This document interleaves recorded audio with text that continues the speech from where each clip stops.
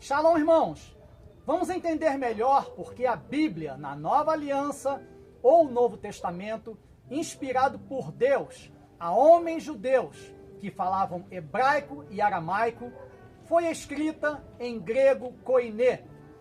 E a resposta, irmãos, revela a profundidade da história original, seu objetivo e o seu propósito.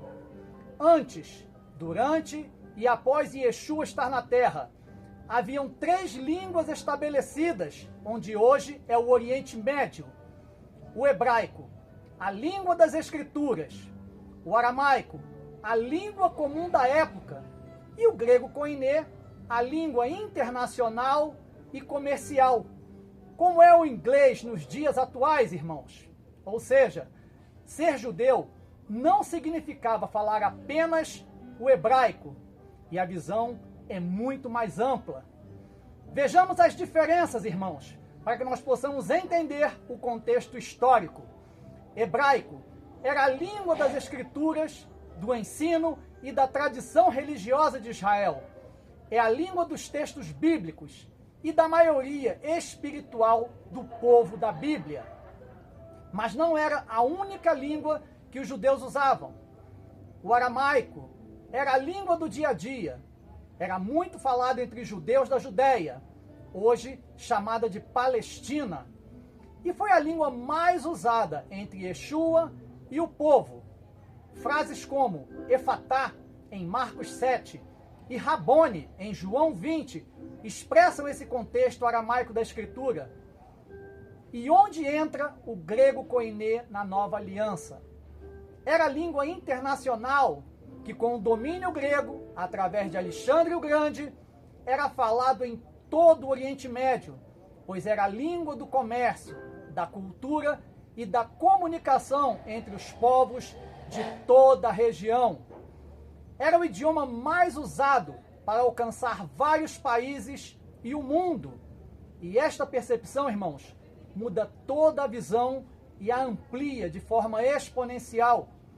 E a pergunta que não cala: por que a Nova Aliança foi escrita em grego koiné por homens judeus, exceto Lucas, que era cidadão grego? E a resposta, irmãos, é muito simples. Muitos não entendem. Porque o Evangelho não era só para ser enviado para Jerusalém.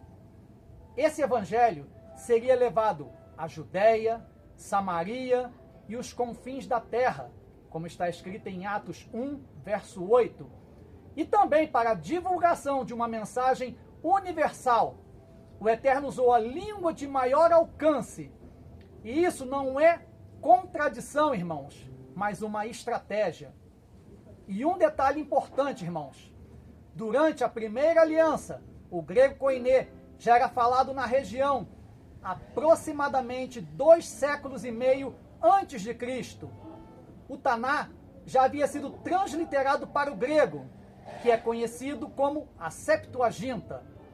A maioria dos judeus da diáspora liam as Escrituras nesta versão.